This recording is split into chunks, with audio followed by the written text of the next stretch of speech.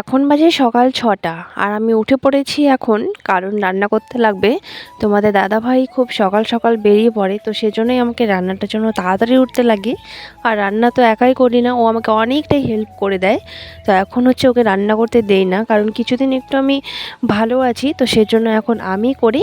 তো অনেকটা ও আমাকে হেল্প করে দেয় আর আমি শুধু রান্নাটাই করি। তো সেজন্য সকাল সকাল উঠে পড়েছি এখন আমি রান্না বসাবো বলে। তো হ্যালো বন্ধুরা, গুড মর্নিং সকলকে আমার তরফ থেকে আরও একবার জানাচ্ছি তোমাদের সকলকে। তো আজকে রান্না করব সোয়াবিন আলুর তরকারি, কিন্তু তার সাথে আমাকে এই যে লাউয়ের ডগাটা খেতে এত ভালো লাগে। মানে লাউয়ের মাচা নিয়ে যে ভিডিওটা ছিল, সেই মানে মাচা থেকে লাউ আমরা হয়তো, লাউ তো না, লাউয়ের ডগা আমরা হয়তো মানে একদিন খেয়েছিলাম, কিন্তু আমাকে এত ভালো লেগেছিল। আর এখন না মাছ মাংস একদমই ভালো লাগে না, মাছ মাংস থেকে এরকম পাতা টাইপের জিনিসগুলো খেতে অনেকটাই ভালো লাগে আমাকে এখন। আর এই লাউয়ের ডগাটা না আমাকে মানে অতিরিক্ত ভালো লেগেছে, তো সেজন্য আজকে আবারও রান্না করব। রান্না এখন করব না, রান্না আমরা রাত্রেবেলা করব, কিন্তু এখন হচ্ছে আমি কেটে নিয়ে যাব। দেখি যদি সময় পাই তাহলে রান্না করেই নেব। তো সেই জন্যে আমি চলে এসেছি আমাদের বাড়ির লাউয়ের মাচার গাছের নিচে। আর এখনও কিন্তু অনেকটা কুয়াশাই আছে, সকালবেলাটা এখনও ভালো করে রৌদ্র ওঠেনি চারিদিকে। আর আমি চলে এসেছি এখানে তোমাদের দাদাভাইকে রান্নাঘরে বসিয়ে দিয়ে আমি চলে এসেছি এইদিকে লাউয়ের ডগাগুলো কাটতে। তো এগুলো নিয়ে গিয়েই কেটে রেখে যদি সময় পাই রান্নাটা হয়ে যাবে, নতুবা রাত্রেবেলা রান্না করব। জানো তো বন্ধুরা, তোমাদের জন্য আরেকটা অনেক বড় খুশির খবর আছে। সেটা যে শুধু আমার জন্যই খুশির খবর সেটা না, যেহেতু তোমরা আমাকে ভালোবাসো, তোমরা আমাকে সাপোর্ট করো, তো তোমাদেরও এটা অনেক বড় খুশির খবর। সেই খুশির খবরটা হচ্ছে তোমাদের সকলের ভালোবাসায় আমার 10,000 পরিবার সম্পূর্ণ হয়ে গেছে। এটা নিয়ে একটা ভিডিও বানানোর আমার ইচ্ছা ছিল, কিন্তু সময়ের অভাবে সেটা আমি বানাতে পারছি না। কোনো এক সময় আমি বানাবো। তো সেজন্য তোমাদের সকলকে আমার তরফ থেকে অসংখ্য ধন্যবাদ আর অনেক অনেক ভালোবাসা। এভাবেই সবাই আমার পাশে থেকো আর এভাবেই আমাকে সাপোর্ট করে যেও, এটাই তোমাদের কাছে আমার চাওয়া।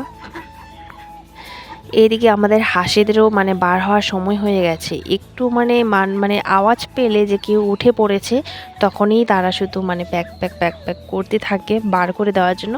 তো সেই জন্য আমি হাঁসগুলোকে বাইরে বের করে দিয়ে চলে আসলাম।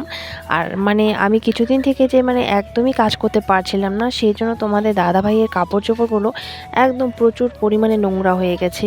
তো সে বাড়ির কাজ করবে না বাইরের কাজ করবে না কাপড় চোপড় ধুয়ে দেবে, সেটা নিয়ে তার অনেকটা মানে সমস্যা হয়ে যেত। যেহেতু মানে বাড়িতেও রান্না করতে লাগতো, বাবার বাইরে গিয়েও তাকে সময় মতো কাজে চলে যেতে লাগতো। তো সেই জন্যই সে কাপড় চোপড়গুলো একদম ধুয়ে দিতে পারেনি। তো আজকে আমি ভাবলাম হালকা করে আমি ধুয়ে দিই, কী করবো আর কতদিন থাকবো এভাবে, কতদিন থাকবে, অনেক নোংরা হয়ে গেছে। তো সেই জন্য আমি একটা একটা করে দু একটা করে এভাবে ধুয়ে ধুয়ে আমাকে রাখতে লাগবে। আর কালকে কিন্তু আমার নার্সিংহোমের ডেট ছিল, কালকে আমি নার্সিংহোমে গেছিলাম। তো সেখান থেকে আসার সময় মানে কাপড়গুলো এসে আর ধুয়ে দিতে পারিনি, সেই কাপড় চোপড়গুলো অনেকগুলো পড়ে রয়েছে বাথরুমের মধ্যে। সব কাপড় চোপড় ধুয়ে দিয়ে আমি ফ্রেশ হয়ে স্নান করে মানে বাইরে চলে এলাম একটু ওইদিকে চুল আঁচড়াতে, যেটা আমি মানে প্রতিদিন করি। মানে ঘরের মধ্যে চুল শুকায় না ঠান্ডার মধ্যে, তো সেই জন্য রোদে আসতে লাগে। তো চলে এলাম একটু বাইরে। আর সরস্বতী পূজা কিন্তু বেশি দিন নেই, প্রায় আর মাত্র কয়েকটা দিন হাতে। আর যেহেতু সামনে বিয়ে চলে গেল, সেই জন্য আমরা পুজোর আয়োজনটা একদমই এখনও শুরু করতে পারিনি। তো সেটাই আজকে শুরু করা হবে। আর এইদিকে আজকে আমাদের রান্না করা হয়েছিল মানে ভাত আর সোয়াবিন আলু তরকারি, যেটা একদম মানে দারুণ হয়েছিল। সবজিটা একদম মাংসর থেকেও বেশি টেস্টি হয়েছিল। আর লাউয়ের ডগাগুলো আমি রেখে দিয়েছি, সেগুলো আমি রাত্রেবেলা রান্না করব। আর এই যে আমাদের পুজোর এখানে মানে এখন মানে তৈরি হচ্ছে, এখনও পুরোপুরিভাবে কমপ্লিট হয়নি। আর প্রতি বছর কিন্তু আমরা পুজোর সময় 1 মাস আগে থেকেই বানানো শুরু করে দেই, কিন্তু এই বছর বিয়ের জন্য মানে ওই দিকেই ব্যস্ত ছিলাম, সেই জন্য এইদিকে রেডি করা হয়নি। সেজন্য আজকে থেকে আমরা পুজোর মানে প্যান্ডেলের জন্য কি কি ডেকোরেশন করব সেটার জন্য আমরা শুরু করে দিয়েছি, সবাই মিলে এখানে বসে আছি এখন। আর আমি তো সেরকম এই বছরটা কোনো রকম কাজ করতে পারবো না, মানে তাও যেটুকুনি মানে টুকটাক হেল্প করার সেগুলোই আমাকে করতে লাগবে, ভারী কোনো ধরনের আমার মানে কোনো কিছু করা হবে না। তো আমি এখানে বসেছিলাম। আর এবার বেশি করে কষ্ট হবে এই যে ভাই আর বোনের। তো ওইখান থেকে আমি চলে এলাম এবার সোজা একটু বাড়িতে, কারণ তোমাদের দাদাভাই আসবে বলে সে আমাকে ফোন করে বললো ডিমের অমলেট করতে। তো সেই জন্য আমি চলে এলাম বাড়িতে ডিমের অমলেট করার জন্য। দুপুরবেলা সে খেতে আসে বাড়িতে, তো তার জন্যই আমি আসলাম এবার বাড়িতে ডিমের অমলেট করব বলে। তো এখান থেকে অমলেট করে তাকে খাওয়ায় দেওয়ানোর পরে আবার আমাকে সেখানে চলে যেতে লাগবে। তো আমাদের দাদাভাই আগে কিন্তু দুপুরবেলা খেতে আসতো না, কিন্তু কয়েকদিন থেকে আসছে, কারণ কয়েকদিন থেকে যেখানে কাজ করে সেখানকার পিসেমশাই আসে না।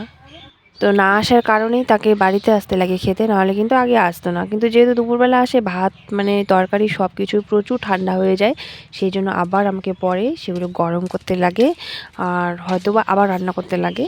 তো এদিকে আমার এই যে ডিমের অমলেট রেডি হয়ে গেছে গরম গরম। কার কার ভালো লাগে এইভাবে গরম গরম ডিমের অমলেট খেতে অবশ্যই আমাকে কমেন্ট করে জানিও। আমার তো একদমই ভালো লাগে না এইরকম অমলেট খেতে, আমার পছন্দ সেদ্ধ, কিন্তু তোমাদের দাদা ভাইয়ের পছন্দ এই অমলেটটা। তো সেই জন্য তার পছন্দ মতো করে দিলাম আমি অমলেট এভাবে গরম গরম। আর আমি তো খাই না, কারণ আমার সেদ্ধ ছাড়া অমলেট একদমই পছন্দ লাগে না। তো এখান থেকে এবার তোমাদের দাদাভাইকে খেতে দেবো, খেতে দিয়ে আমি আবার চলে যাব সেখানে। তো এই যে আবার চলে এসেছি ফ্রেশ হয়ে, আবার ফ্রেশ হতে লাগলো আমাকে। এখান থেকে গিয়ে ফ্রেশ হয়ে আবার আমি চলে এলাম এখানে আমাদের মাম্মামকে নিয়ে এখানে। আর এখন আমি শ্যুট করছি একটা মানে সেলফি স্টিক দিয়ে, স্ট্যান্ড না স্টিক বলে, তো সেটা দিয়ে আমি করছি। আমার কাছে তো টেকেই না, দুটো কিনেছি, দুটোই আমার কাছে ভেঙে চুরমার হয়ে গেছে। তো এবার ভাবছি একটা এই যে সামনে যেটা সেলফি স্টিক থাকে সেটা কিনবো, সেটা দিয়ে ভিডিও ব্লগ করব, অনেক ভালো হয় সেটা দিয়ে ব্লগ করলে। তো এই যে সামনে দেখতে পাচ্ছ ভাইটা, ওরও ইউটিউব চ্যানেল আছে, কিন্তু ও মানে সেটাকে লুকিয়ে রেখেছে, কাউকেই জানায় না, সিক্রেট সেটা তার কাছে। তো ওর কাছ থেকে ওর স্ট্যান্ডটা একটু নিলাম, যে একটু ভিডিও করব বলে কেমন আসে মানে সেলফি স্টিক দিয়ে ব্লগ করলে। তো সেটা দিয়েই আমি এখন করছি। তো বন্ধুরা দেখতে থাকো আমার ভিডিওটা। আমাদের এখানে চলছে সরস্বতী পূজার প্রস্তুতি, সবাইকে আসার জন্য নিমন্ত্রণ রইল।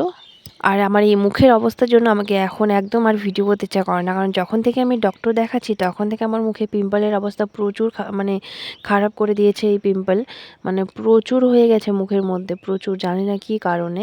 সেরকম তো কোনো রকম প্রবলেম নেই, কিন্তু তবুও হচ্ছে কিসের জন্য সেটা জানি না। আগে কিন্তু এরকম একদমই ছিল না, যখন থেকে ডক্টর দেখাচ্ছি তখন থেকে আমার মুখ একদম ভরে গেছে। তো কারো কাছে যদি কোনো রকম টিপস থাকে তো প্লিজ আমাকে কমেন্টে জানাবে।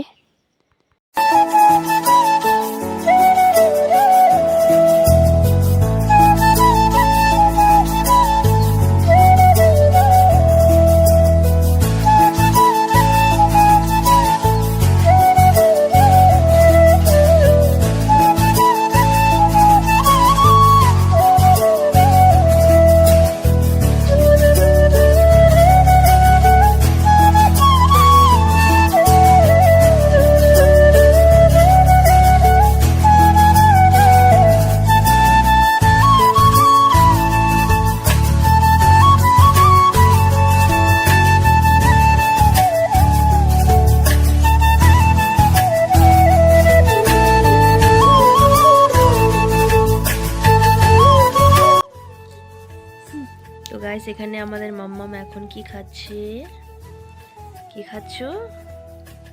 প্রসাদ খাচ্ছে, ওর লক্ষ্মী ঠাকুরের প্রসাদ এখন খাচ্ছে। এই যে এখানে আছে মুকুল দানা, বাতাসা, আমাদের মাম্মাম খাচ্ছে। বাবা হাই করে দাও একটু এদিকে আঙ্কেল আন্টিদের, হাই বলো, বলো হাই। এরকম করে দাও তো একটু, এই যে এরকম করে দাও, এই যে আর এরকম লাইক করে দিও, বল এরকম করে দাও, লাইক এরকম করে দাও। হচ্ছে না? ঠিক আছে, তাহলে টাটা করে দাও আঙ্কেল আন্টিদের, টাটা। তুমি কি খাচ্ছ? প্রসাদ খাচ্ছ? ওয়াও। তো চলো বন্ধুরা, আজকের ভিডিওটা এই পর্যন্তই। ভালো লাগলে প্লিজ সবাই লাইক, কমেন্ট, শেয়ার, আর চ্যানেলটাতে নতুন হয়ে থাকলে সাবস্ক্রাইব করে দিয়ে পাশে থাকা বেল নোটিফিকেশান অন করে দিও। টাটা।